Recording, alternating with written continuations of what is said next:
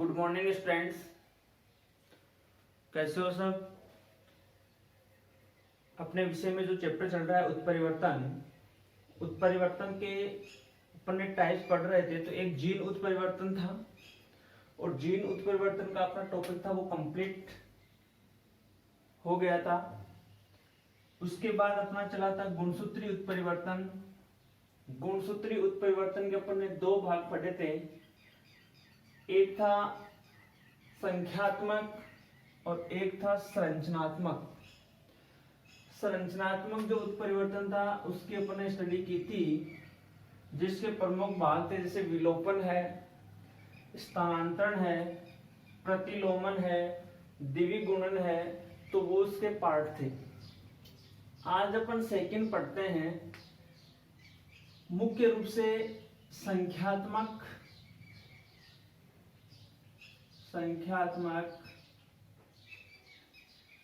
गुणसूत्री उत्परिवर्तन।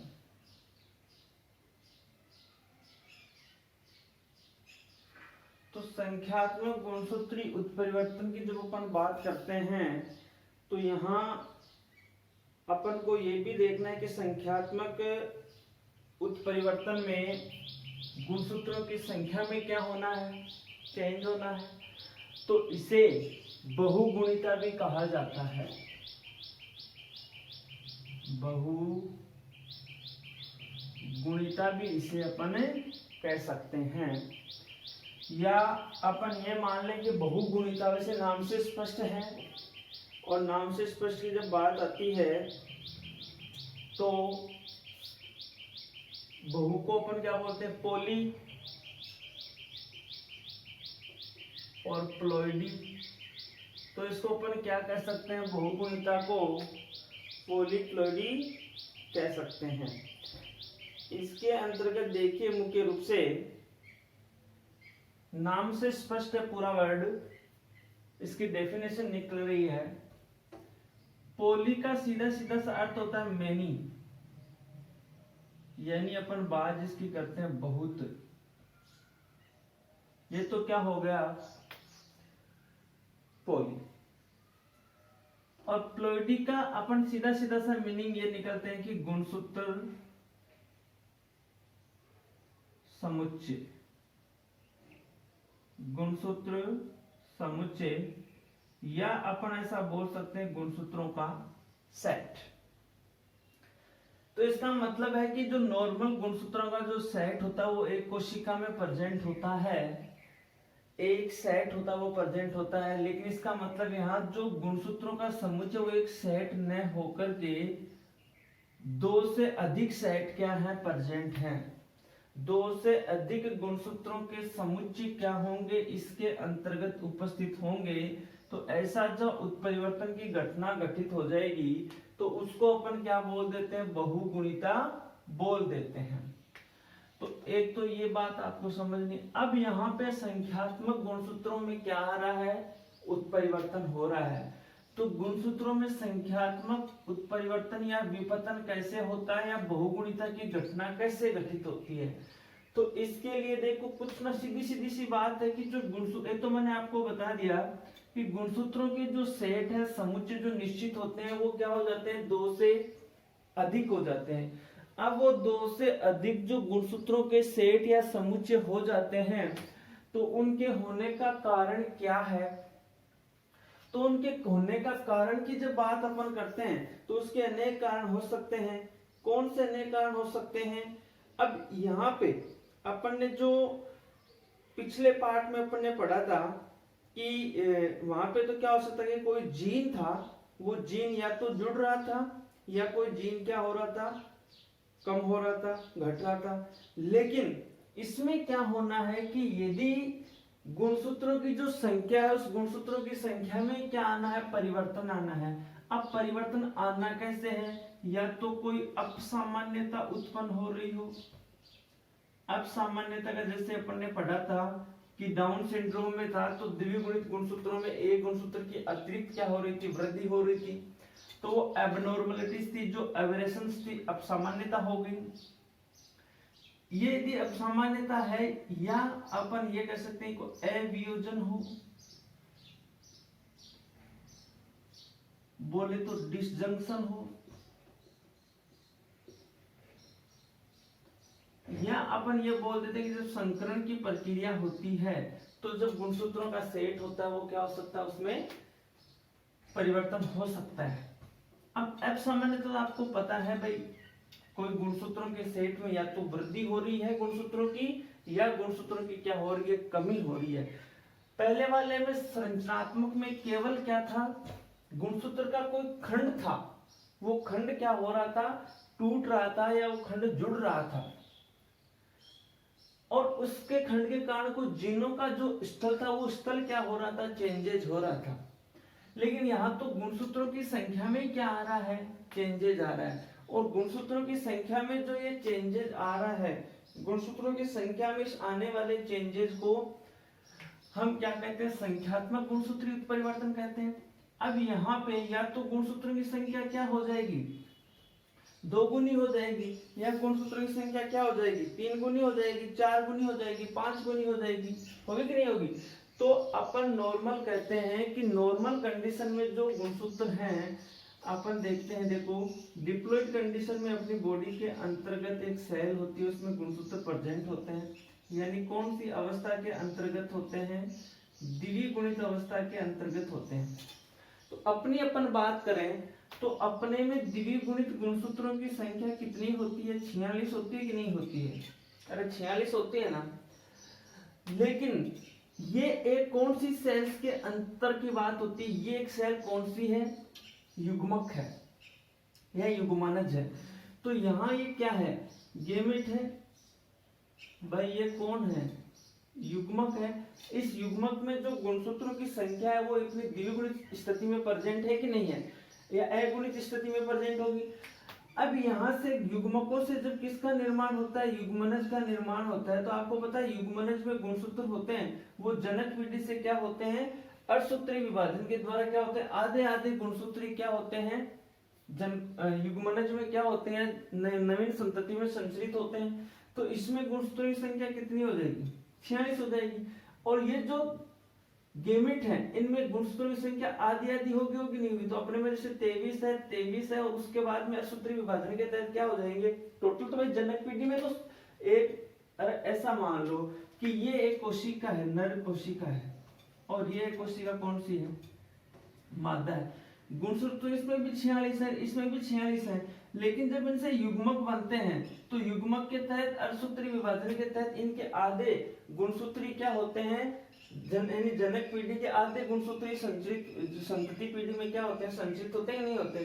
तो 23 संचित होंगे तो युग्मनज में कितने हो जाएंगे, 46 हो जाएंगे, होंगे कि नहीं होंगे। अब यदि कुछ ऐसा अवियोजन की सिचुएशन आ जाए, अवियोजन की सिचुएशन का मतलब क्या हुआ वो आप थोड़ा सा समझना। देखिए मैं आपको ऐसे बता दूं, अवियोजन की बात थोड़ी सी आप अच्छी तरह से समझना। ये मेल गेमिट और ये क्या है, फीमेल है, यानी ये नर है और ये मादा है। नॉर्मल अपन देखते हैं कि द्विगुणित गुणसूत्र है, इसके सेट में भी द्विगुणित गुणसूत्र है और इसके सेट में भी क्या है, द्विगुणित गुणसूत्र है। जब संकरण की प्रोसेस होती है, मियोसिस विभाजन की प्रोसेस होती है, तो ऐसे कुछ चेंजेस के कारण इसमें तो गेमिट होंगे तो अगुणित गुणसूत्र होंगे, और इसमें गेमिट होगा तो इसमें मान लो कि कितने गुणसूत्र रह जाए, द्विगुणित गुणसूत्र ही रह जाए। होने को तो क्या होते हैं, इसमें भी अगुणित ही होते हैं, हैप्लॉइड ही होते हैं, आधे गुणसूत्र ही होते हैं, एन ही होना चाहिए। अब जब इनसे जो एम्ब्रियो का निर्माण होना है, जो नवीन संतति का निर्माण होना है, उसमें वैसे होने क्या चाहिए थे, द्विगुणित कंडीशन ही तो होनी चाहिए थी ना। लेकिन जब यहाँ अवियोजन हो रहा है तो कौन सी कंडीशन हो जाएगी, n, और ये 2n इधर है तो 2n और n कितने हो गए, 3n हो गए कि नहीं हो गए। तो ये द्विगुणित कंडीशन न होकर के यहाँ देखिए, अब इनसे गुणसूत्र आ रहे हैं, तो यहाँ कुछ अवियोजन की कंडीशन हो रही है, तो नर से केवल द्विगुणित ही कंडीशन क्या हो रही है, गैमेट में संचित हो रही है, गैमेट फॉर्म में। और यहाँ क्या हो रही है, एमिट। जब इन दोनों से क्या बन रहेगा, 3n, यानी जो नई संतति होगी, जो एम्ब्रियो बनेगा, वो एम्ब्रियो क्या होगा, त्रिगुणित होगा कि नहीं होगा। अब इस त्रिगुणित कंडीशन की आपको क्या ध्यान में रखनी है बात, अब आपके माइंड में ये हो रहा है कि भाई ये बात तो ठीक है कि उत्परिवर्तन हो गया, लेकिन अवियोजन हो गया तो त्रिगुण, लेकिन अवियोजन हुआ कैसे। तो अब अवियोजन होने के कारण क्या है उस बात को समझना। जब अपन विभाजन पढ़ते हैं, आपने 11th क्लास में पढ़ा था कि वह समसूत्री विभाजन होता है, अर्धसूत्री विभाजन होता है। तो अर्धसूत्री विभाजन की बात आपने पढ़ी होगी। अर्धसूत्री विभाजन की प्रक्रिया में क्या होता है, जनक पीढ़ी से संततियों में गुणसूत्र होते हैं, वो आधे गुणसूत्र संचरित होते हैं। तो अर्धसूत्री सूत्री का मतलब गुणसूत्र हो गया। तो यहाँ देखिए अवियोजन की घटना कब होती है, जब आपने देखा होगा कि जो स्टेप होती हैं अर्धसूत्री विभाजन की, प्रोफेज, मेटाफेज, एनाफेज, टेलोफेज जो स्टेज होती हैं, इनमें आपने देखा होगा कि प्रोफेज होती है, उसमें गुणसूत्र होते हैं, वो बिखरी हुई अवस्था में होते हैं, होते नहीं होते हैं, केंद्रिका विलुप्त होती हुई दिखाई देती है। लेकिन मेटाफेज में आपने देखा होगा, मेटाफेज में जो मध्य में जो इक्वेटोरियल प्लेट बनती है, मिड प्लेट बनती है या मेटाफेजिक प्लेट बनती है, तो गुणसूत्र यहाँ पे आ जाते हैं, ऐसे आ जाते हैं कि नहीं आ जाते हैं, और आ जाते हैं ना। लेकिन इसके बाद जब एनाफेज होती है तो गुणसूत्र क्या हो जाते हैं, ध्रुव की ओर गमन करते हैं। तब आपने एक चीज देखी होगी, जब ये गुणसूत्र ध्रुव की ओर गमन करते हैं तो गमन के तहत ये क्या बनाते हैं, गुणसूत्र होते हैं वो आपस में गुणसूत्र क्या बन जाते हैं, जोड़े बनाते हैं। तो जब ये एक गुणसूत्र है, जैसे हम मान लो कि ये कितने गुणसूत्र हैं, 5 गुणसूत्र हैं, और ये भी कितने गुणसूत्र हैं, 5 गुणसूत्र हैं। अब जब ये पांचों के पांचों गुणसूत्र आपस में क्या बनाएंगे, जुड़ेंगे। क्या बनाएंगे, जुड़ेंगे। तो जोड़ने की प्रक्रिया मतलब ज्वाइंट हो गए, एक नहीं हो गए। अब ये ज्वाइंट हो गए, लेकिन आपने ये भी पढ़ा था कि जब ये गुणसूत्र जोड़े बनाते हैं तो अंतिम अवस्था टेलोफेज के अंतर्गत जाते हैं, तो ये अपने अपने मुख्य जो जोड़े बने तो गुणसूत्र क्या हो जाते हैं, अलग अलग हो जाते हैं। और प्रोफेज अवस्था, ये टेलोफेज क्या होती है, पुनरावर्ती अवस्था होती है। तब जब ये गुणसूत्र ऐसे जोड़े तो बना लेते हैं, लेकिन अब अंतिम अवस्था में जब इन गुणसूत्रों को वहां से जोड़े उठाने पड़ते हैं तो ये वियोजित नहीं हो पाते हैं, ये जोड़े के जोड़े ही रह जाते हैं। समझ गए मेरी बात। अब जोड़े के जोड़े ही रह जाते हैं, तो इसका मतलब जब इस पीढ़ी में 5 ही गैमेट में 5 ही गुणसूत्र संचित होने चाहिए थे, लेकिन 5 ना होके वो जोड़ा वियोजित नहीं हुआ, जोड़ा अवियोजित रह गया। तो अवियोजित रह गया तो वो गुणसूत्र कितने हो गए, उसके अंतर्गत कोशिका के अंतर्गत 10 गुणसूत्र हो गए, और 10 गुणसूत्र हो गए तो उस घटना को अपन क्या बोलते हैं, अवियोजन बोलते हैं। यानी वियोजन नहीं हुआ, वो अलग अलग नहीं हुए। समझ गए मेरी बात। तो यही ये कंडीशन है, यहाँ जो इस नर कोशिका के अंतर्गत जो गुणसूत्रों में ज्वाइंट हुआ था, योजन हुआ था, अब वो योजन तो हो गया, लेकिन जब आगे की मियोसिस विभाजन होता है तो मियोसिस विभाजन के तहत आपको पता है कि आधे आधे गुणसूत्रों का संचरण होता है, और आधे आधे गुणसूत्र होते हैं। तो वो यहाँ कौन सी घटना नहीं हुई, योजन तो हो गया, लेकिन यहाँ क्या नहीं हुआ, वियोजन नहीं हुआ, यानी वो क्या नहीं हुई, अलग अलग नहीं हुई। समझ गए मेरी बात। अब यहाँ तो हो गया, यहाँ तो कोई दिक्कत नहीं। तो इस हिसाब से यहाँ तो जो गुणसूत्रों की सीक्वेंस आनी चाहिए थी वो द्विगुणित आनी चाहिए थी, मतलब गुणसूत्र कितने होने चाहिए थे, 46 ही होने चाहिए थे।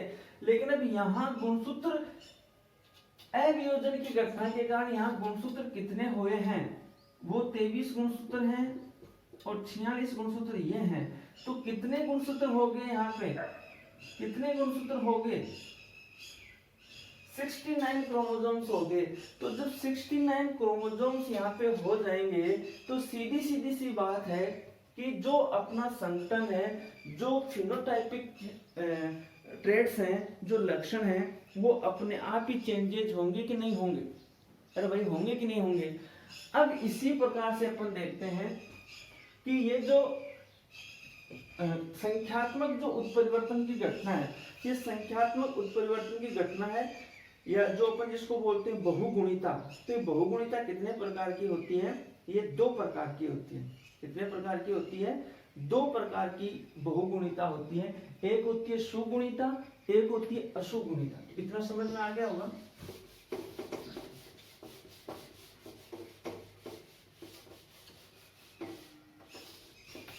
तो अपन बात बहुगुणिता की कर रहे हैं, पॉलीप्लॉइडी की कर रहे हैं। तो ये जो पॉलीप्लॉइडी है कितने प्रकार की होती है? दो प्रकार की होती है। एक होती है सुगुणिता। क्या होती है? एक होती है सुगुणिता होती है, यानी एक होती है अशुगुणिता।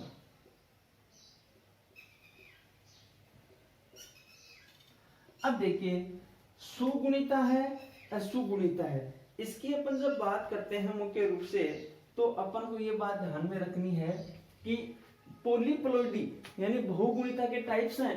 तो ये कौन सी है? यूप्लॉइडी है। ये कौन सी है? यूप्लॉइडी है। और ये कौन सी प्लॉइडी है? इंग्लिश का वर्ड जरूर ध्यान रखना, ये एन्यूप्लॉइडी है। ये कौन सी है? एन्यूप्लॉइडी है। और ये कौन सी है? यूप्लॉइडी है। यहां क्या चेंजेस आना है इस बात को ध्यान रखना। ये ANEU है एन्यूप्लॉइडी, और ये है यूप्लॉइडी। सुगुणिता और अशुगुणिता। लास्ट का वर्ड है गुणिता। तो गुणिता का तो सीधा सीधा सा मतलब क्या हो गया कि गुणसूत्रों की संख्या है। अब देखिए सुगुणिता क्या कह रही है।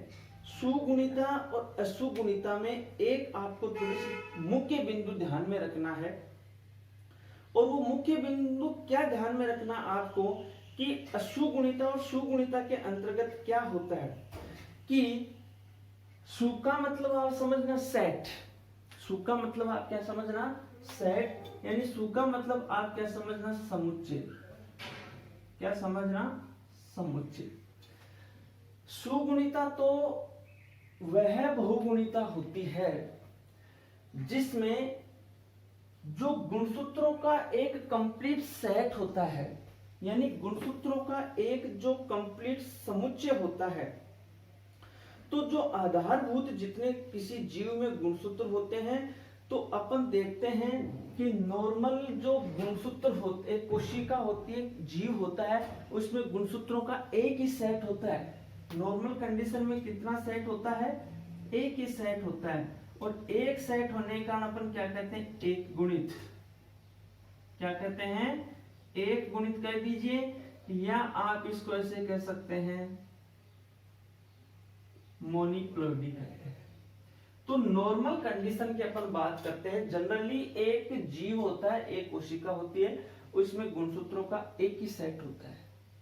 लेकिन जब ये जो आधारभूत एक गुणित गुणसूत्र होते हैं नॉर्मल कंडीशन में पाए जाते हैं, इनके स्थान पे गुणसूत्रों के 2, 3, 5 अलग सेट हो, 2 से अधिक सेट हो, चाहे वो द्विगुणित हो, 3 सेट हो जाए त्रिगुणित हो जाएगी, तो इनको क्या बोलेंगे? डिप्लॉइड हो जाएगा। 3 होगा तो ट्रिप्लॉइड बोल देंगे, 4 होगा तो टेट्राइड बोल देंगे। तो इस हिसाब से अपन क्या करेंगे कि इसके अंतर्गत सुगुणिता के अंतर्गत आपको ये बात ध्यान में रखनी है कि सुगुणिता के अंतर्गत क्या होना है कि गुणसूत्रों का जो एक सेट एक होता है नॉर्मल कंडीशन में, तो यहां 2 या 2 से अधिक प्रकार के क्या पाए जाएंगे? गुणसूत्रों के सेट समुच्चय पाए जाएंगे। तो इसमें आप डेफिनेशन कैसे बनाओगे? डेफिनेशन आपको यह बनानी है, यदि किसी जीव में आधारभूत गुणसूत्रों के 2 से अधिक समुच्चय पाए जाते हैं, यदि किसी जीव में, जैसे मैं इसकी डेफिनेशन नोट कर दूं सुगुणिता की यहां पे, कि किसी जीव में जब 2 से अधिक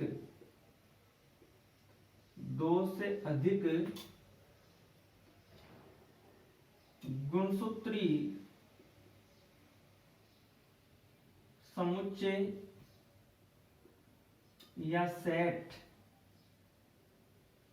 पाए जाएं,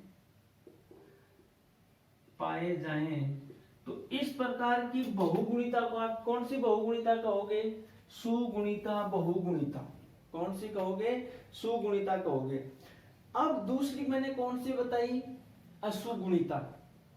असुगुणिता क्या था कि जब मैंने आपको बताया था कि जब अवियोजन की कंडीशन हो जाती है तो इसके अंतर्गत क्या हो जाता है कि जब अवियोजन की स्थिति हो जाती है या अपन कह सकते हैं कि गुणसूत्रों का पृथक्करण हो, तो गुणसूत्रों के पृथक्करण या अवियोजन की सिचुएशन के तहत क्या हो जाती है? या तो गुणसूत्रों की संख्या में क्या हो जाती है? कमी हो जाती है।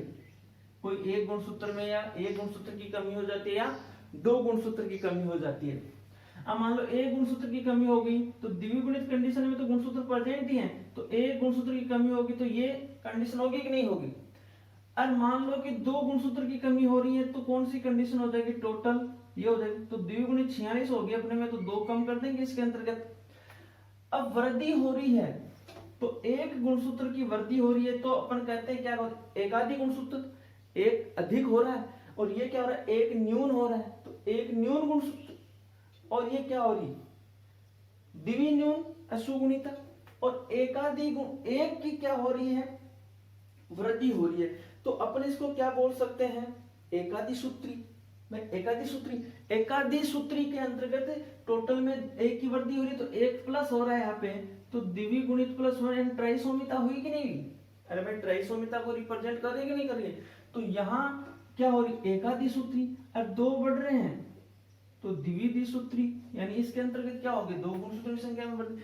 तो आपको दोनों में मुख्य डिफरेंस ये ध्यान रखना है कि असुगुणिता इस प्रकार की, इसकी डेफिनेशन क्या हो जाएगी? इस प्रकार की बहुगुणिता के अंतर्गत गुणसूत्रों के पृथक्करण या अवियोजन के कारण गुणसूत्रों की संख्या में कमी या वृद्धि हो सकती है। यदि एक की है तो एक न्यून सूत्री, दो की है तो द्विन्यून सूत्री, एक की वृद्धि है तो एकाधिसूत्री और दो की वृद्धि है तो द्विदिसूत्री क्या प्रकार का हो जाएगी? असुगुणिता हो जाएगी। अब देखिए, ये तो इस सुगुणिता और असुगुणिता के बारे में बात थी। अब सुगुणिता और असुगुणिता के भी क्या है? टाइप्स हैं। हालांकि मैं आपको इनके टाइप्स बता देता हूं कि एक जो सुगुणिता है उसके टाइप्स कौन से हैं और जो असुगुणिता है उसके टाइप्स कौन से हैं। तो देखना, आप इतना ध्यान रखना, सुगुणिता होती है उसके भी दो टाइप्स बताए गए हैं। सुगुणिता है उसके कितने टाइप्स हैं? दो टाइप्स हैं। उनकी नेक्स्ट वीडियो पर बात करेंगे। इसको अपन बोलते हैं स्वबहुगुणिता और परबहुगुणिता। समझ गए मेरी बात? यानी सुगुणिता के दो टाइप्स हैं। एक कौन सा है?